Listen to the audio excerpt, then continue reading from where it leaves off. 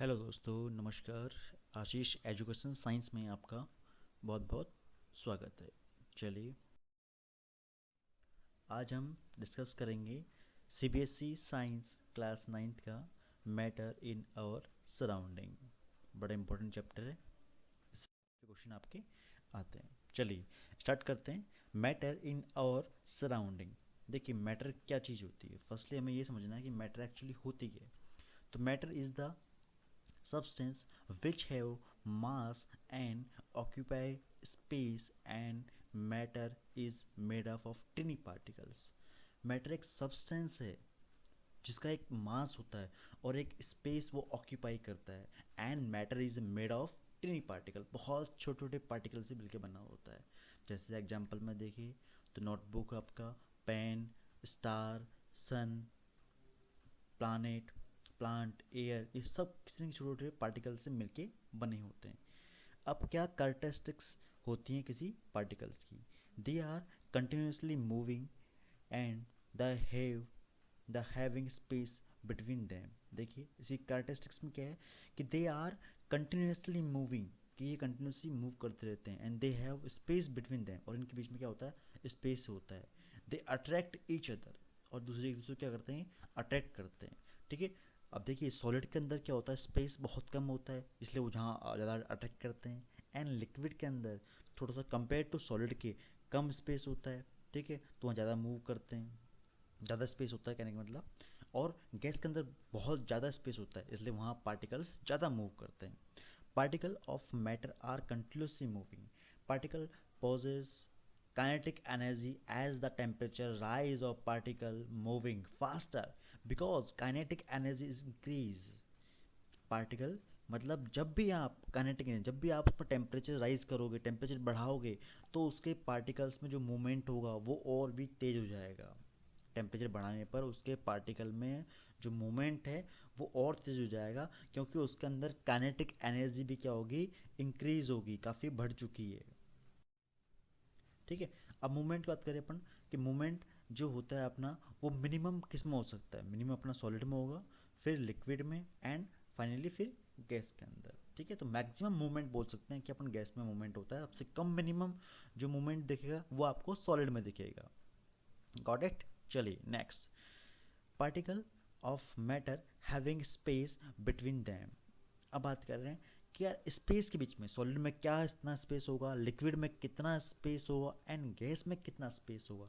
तो देखिए, मिनिमम सबसे कम जो वो होता है आपका स्पेस होता है वो सॉलिड के अंदर होता है। ठीक है। देन उससे ज़्यादा स्पेस आपको लिक्विड में मिलेगा, एंड उससे ज़्यादा स्पेस आपको गैस के अंदर मिलेगा। ठीक है। चलिए next. Particles of matter of attract each other. अब इसके पार्टिकल्स पे क्या करते हैं? दूसरे को अट्रैक्ट करते हैं। अब सॉलिड के अंदर जितने पार्टिकल दूसरे को अट्रैक्ट करेंगे, जितने पास में होंगे, जिनका स्पेस जितना कम होगा, वो उतना ही मजबूतली एक स्ट्रॉन्ग बॉन्ड बनाएगा। ठीक है। इसलिए जो अट्रैक्शन फोर्स जो होता है वो मैक्सिमम किस में होता है? सॉलिड के अंदर होता है, फिर उससे कम लिक्विड में, एंड लास्ट जो नेग्लिजिबल बोल सकते हैं जैसे गैस में, सबसे कम जो होता है वो गैस में होता है। चलिए, अब स्टेट ऑफ मैटर्स। अब आपसे क्वेश्चन बन सकता है कि आपकी कितने टाइप की आपकी स्टेट ऑफ मैटर्स में डिवाइड कर रखा है, या कितनी होती हैं? तो सॉलिड, लिक्विड, एंड गैस। अब देखिए, इनका डिफरेंस बड़ा इंपॉर्टेंट है, बहुत अच्छा क्वेश्चन है, और ये आपके डेफिनेटली क्वेश्चन में आएगा ही आएगा। ठीक है। अब देखिए डिफरेंस क्या है। अब सॉलिड के अंदर तो क्या होता है? एक डेफिनेट शेप होती है। ठीक है, कोई भी सॉलिड देख लीजिए आपने घर में, आप टेबल कुर्सी जो भी आप देखते हो, ठीक है, वो सब सॉलिड में आ गया। तो सॉलिड की क्या होती है? एक डेफिनेट शेप होती है। ठीक है, कंपेयर टू लिक्विड में कोई डेफिनेट शेप नहीं होती, और गैस में भी नो डेफिनेट शेप। ठीक है। सॉलिड के अंदर डिस्टिंक्ट बाउंड्री होती है, मतलब उसकी एक फिक्स बाउंड्री होगी। कोई भी चीज़ होगी सॉलिड वाली पोर्शन, तो उसकी एक फिक्स बाउंड्री होगी। पर लिक्विड के अंदर नो डेफिनेट बाउंड्रीज। लिक्विड को आप जिस कंटेनर में डालोगे वो उसी कंटेनर का आकार, उसी के साइज के अकॉर्डिंग वो ढल जाएगा, वो लिक्विड है। एंड गैस का भी सेम है। गैस को भी आप जिस कंटेनर में डालोगे तो वो उसी का शेप ले लेगा, इसलिए no definite boundaries. Solid rigid होता है। फ्लूइड, अब डेफिनेटली आपका लिक्विड है वो फ्लूइडिटी वो करेगा। गैस भी आपको फ्लूइडिटी होता है, जिस और आप जिस और करोगे आप। ठीक है। सबसे ज़्यादा कंप्रेसिबिलिटी किस में होती है? वो आपकी होगी सॉलिड के अंदर, क्योंकि उसके पार्टिकल एक दूसरे से बहुत ज़्यादा बाउंडेड हैं। ठीक है। फिर कंपेयर टू लो, लिक्विड के अंदर लो होगी कंपेयर टू सॉलिड के, एंड गैस के अंदर ज़्यादा हाई कंप्रेसिबिलिटी होगी, ठीक है। और वॉल्यूम, मोस्ट इंपॉर्टेंट वॉल्यूम, जो सॉलिड का जो वॉल्यूम होगा वो डेफिनेट होगा, एंड लिक्विड का वो क्या होगा, वो डेफिनेट वॉल्यूम होगा। मतलब सॉलिड और लिक्विड का दोनों डेफिनेट वॉल्यूम होगा, क्योंकि आप किसी कंटेंट में डालो उसका वॉल्यूम फिक्स रहेगा, बट गैस का वॉल्यूम में क्या होगा, चेंजेस हो जाता है। अब changes of state of matter, मतलब अगर अपन टेम्परेचर और प्रेशर में अगर इंक्रीज करें, चेंज कर रहे हैं, तो क्या फ़र्क पड़ेगा। देखिए जब चेंज करेंगे, अगर मैं टेम्परेचर में चेंज कर रहा हूँ, मतलब किसी सॉलिड को, अगर किसी सॉलिड में अगर मैं टेम्परेचर बढ़ा रहा हूँ तो वो लिक्विड में कन्वर्ट हो जाएगा, ठीक है। अब लिक्विड का टेम्परेचर मैंने और बढ़ाया तो गैस में ट्रांसफर हो जाएगा। सेम वही प्रेशर के अंदर, प्रेशर में अगर मैं गैस को प्रेशर बढ़ाया तो वो प्रेशर से क्या होगा, वो लिक्विड में ट्रांसफर हो जाएगा, और लिक्विड पे और प्रेशर मैंने इंक्रीज किया तो वो सॉलिड पे कन्वर्ट हो जाएगा। चलिए, बाय चेंजिंग टेम्परेचर, ठीक है। अब जब टेम्परेचर चेंज करते हैं तो उसमें अपनी दो तीन चीज़ें आती हैं, मेल्टिंग पॉइंट हुआ आपका, ठीक है, आपका लेटेंट हीट हुआ, बॉइलिंग पॉइंट हुआ, तो उसके बारे में डिस्कस कर लेते हैं। देखिए melting point, the temperature at which a solid melts to from liquid at atmospheric pressure is called the melting point. मतलब जिस टेम्परेचर पर वो सॉलिड मेल्ट होना स्टार्ट हो जाए, मतलब मेल्ट होकर वो लिक्विड पोजिशन में आना स्टार्ट हो जाए, उसी को हम क्या कहते हैं, मेल्टिंग पॉइंट, ठीक है। इसके अंदर ही एक अच्छा क्वेश्चन ये है कि लैटेंट हीट ऑफ फ्यूजन, ये भी कई बार पूछ लेते हैं कि लैटेंट हीट ऑफ फ्यूजन क्या होता है। तो एक्चुअली क्या होता है, the amount of heat required to change 1 kg solid to its liquid state, कि 1 kg सॉलिड को वो, मतलब उतनी एनर्जी, उतनी हीट अपन उसको दे कि वो 1 kg सॉलिड किस में कन्वर्ट हो जाए, लिक्विड स्टेट में, तो वो आप पे कहलाती है लैटेंट हीट ऑफ फ्यूजन। चलिए, अब बाय चेंजिंग टेम्परेचर में एक बॉइलिंग पॉइंट भी इंपॉर्टेंट होता है। अब बॉइलिंग पॉइंट क्या होता है वो भी समझ लेते हैं। The temperature at which a liquid boil to form of vapour at atmospheric pressure called is boiling point. देखिए बॉइलिंग पॉइंट क्या है कि किसी भी लिक्विड को, किसी भी लिक्विड पे वो टेम्परेचर, मतलब किसी लिक्विड को हम इतना गर्म करें, इतना उस पर टेम्परेचर दे कि वो वेपर फॉर्म में कन्वर्ट होना स्टार्ट हो जाए, तो वो आपका कहलाएगा बॉइलिंग पॉइंट। चलिए, अब लैटेंट हीट ऑफ वेपोराइजेशन, अब लैटेंट हीट ऑफ वेपोराइजेशन में क्या होगा, the amount of heat required to change 1 kg liquid to its gases state, मतलब 1 kg लिक्विड आपकी गैस स्टेट में कन्वर्ट होना स्टार्ट हो जाए, तो वही आपका क्या कहलाएगा, latent heat of vaporisation. Okay, clear. चलिए, बाय चेंजिंग टेम्परेचर में अब एक सब्लिमेशन में बड़ा इंपॉर्टेंट चीज़ आती है, सब्लिमेशन। सब्लिमेशन क्या होता है, और ये छोटे क्वेश्चनों में आपका डेफिनेटली पूछेगा। The change of solid directly to vapour on heating, the change of solid directly to the vapour on heating, जब किसी सॉलिड को हम जब हीट देते हैं, गर्म करते हैं, तो वो डायरेक्टली क्या हो जाए, वेपर फॉर्म में, गैस की फॉर्म में, वेपर की फॉर्म में क्या हो जाए, कन्वर्ट हो जाए, and passing vapour into is dole on cooling with through the liquid state called is sublimation. और ठंडा करें उसको, उस वेपर को ठंडा करे तो वो वापस किस में हो जाए, लिक्विड की फॉर्म में हो जाए, ये सब्लिमेशन कहलाता है। जैसे एग्जांपल कपूर, अमोनिया, क्लोराइड और नेफ्थलीन बॉल्स, ठीक है। तो ये सब्लिमेशन के एग्जांपल्स हैं। अब effect of changing and pressure, यार प्रेशर के अकॉर्डिंग क्या क्या इफेक्ट होंगे, क्या क्या चेंजेस होंगे।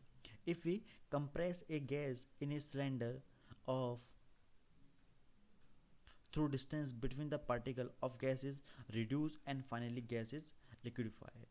मतलब किसी सिलेंडर के अंदर जब अपन उसके अंदर जो गैस है उसको जब प्रेशर करेंगे या उसको जब प्रेशराइज करेंगे, कंप्रेस करेंगे, ठीक है, तो कंप्रेस करने के बाद क्या होगा, वो गैस धीरे धीरे फाइनली लिक्विड फॉर्म में स्टेट होना चेंज हो जाएगा। और ये क्या है, effect of changing of pressure, ठीक है।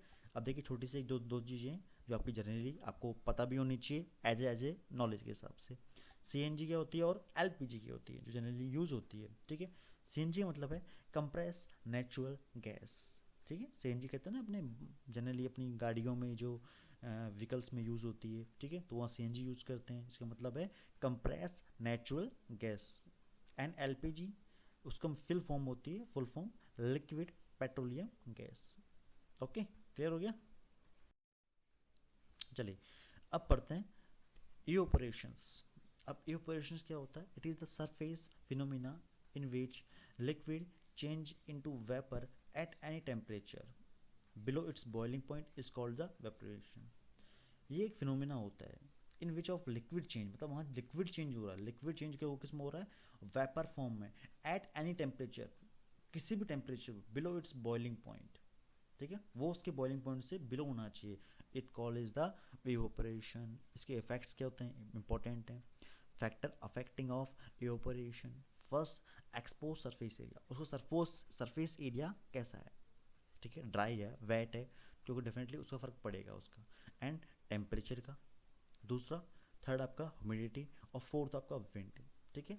तो इनका वेपोरेशन का फ़र्क पड़ता है कि उसकी वेपोरेशन जो हो रहा है वो लिक्विड से जो वेपर फॉर्म में आ रहा है, तो उसके ये चार जरूरी इंपॉर्टेंट फैक्टर है जिसके ऊपर डिपेंड करेगा कि उसका वेपोरेशन जल्दी होगा या थोड़ा स्लो होगा. Vaporization always case of cooling. The cooling caused by the vaporization is based on the fact that when a liquid vaporization take latent heat of vaporization from the surrounding on losing. ठीक है, vaporization always case of cooling. ठीक है, आप specially बोल रहे हैं cooling वाले case में vaporization. तो the cooling caused by the vaporization is based the fact of which liquid vaporization take latent heat of vaporization. कि उसकी देखिए गर्म जगह होगी या किसी ड्राई प्लेस पे, ठीक है, जहाँ पर टेम्परेचर बहुत हाई है, ठीक है, तो वहाँ तो इजीली क्या होगा, वो लिक्विड से गैस वेपर फॉर्म में आ जाएगा. तो क्या मतलब अपन उस केस की बात कर रहे हैं जहाँ ठंडी जगह है, तो वहाँ वेपोरेशन होगा, ठीक है. वो डिपेंड करेगा जहाँ पर उसकी लेटेंट हीट, कि इसकी 1 kg जो लिक्विड है वो कितने टाइम में वेपर फॉर्म में कन्वर्ट हो रही है. चलिए, स्टेट ऑफ मैटर्स में जनरली ये अपन को 5 टाइप की होती है, solid, liquid, gas and plasma and boss Einstein condensate. ठीक है, ठीक है, 3 तो अपन पढ़ चुके हैं, सॉलिड, लिक्विड, गैस आप जान चुके हो, तीनों में डिफरेंस देख चुके हैं. अब पढ़ते हैं plasma. It is the hot ionised gas is conducting of equal number of positively charge ions and negatively charge electrons. मतलब ये एक हॉट आयनाइज्ड गैस कंडक्टिंग होता है जो equal number of positive charge और नेगेटिव चार्ज इलेक्ट्रॉन्स होते हैं, ठीक है. जैसे लाइटिंग स्टार्स, जैसे आपके सपोज कीजिए आपके ट्यूबलाइट है, तो ट्यूबलाइट के अंदर क्या होता है, जब ट्यूबलाइट का स्विच ऑन करते हैं तो उसके अंदर मिलियंस ऑफ आयन्स होते हैं, पॉजिटिव और नेगेटिव, वो एक दूसरे से क्या करते हैं, एक दूसरे से कॉन्टैक्ट में आते हैं और स्पार्क करते हैं, ठीक है, और फिर लाइट जलती है, ठीक है. तो प्लाज्मा वाली स्टेट कहलाती है. इसका एग्जांपल इंपॉर्टेंट है, लाइटिंग और स्टार एक्सेट्रा. अगली है boss Einstein condensate.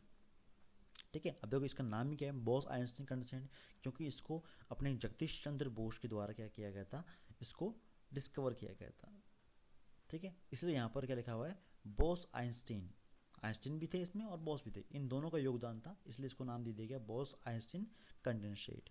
It is a state of matter in which is separate atom और subatomic particles, ठीक है, is called to the temperature is very near to the absolute zero, ठीक है. अब इससे स्टेट में क्या होता है, यहाँ पर क्या होता है, सेपरेट एटम्स होते हैं.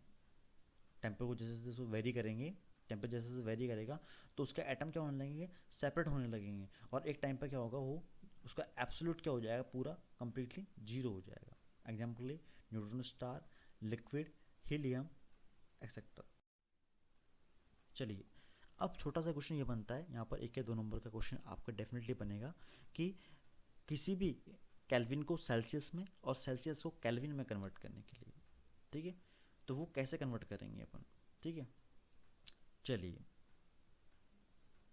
देखिए, 0 डिग्री सेल्सियस जो होता है वो आपका इक्वल होता है 273.15 केल्विन के इक्वल होता है, ठीक है. चलिए, तो एक फॉर्मूला यहाँ से जनरेट हुआ कि Celsius equal to Kelvin minus 273, Celsius equal to Kelvin minus 273. अब आप इसी फॉर्मूले से आप दोनों चीज़ कन्वर्ट कर सकते हो. देखिए, कन्वर्ट इनटू द सेल्सियस.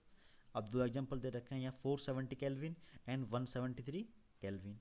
इसको अपन किस में चेंज करना है, सेल्सियस में. फॉर्मूला अपने पास होता ही है, सेल्सियस इक्वल टू के माइनस 273.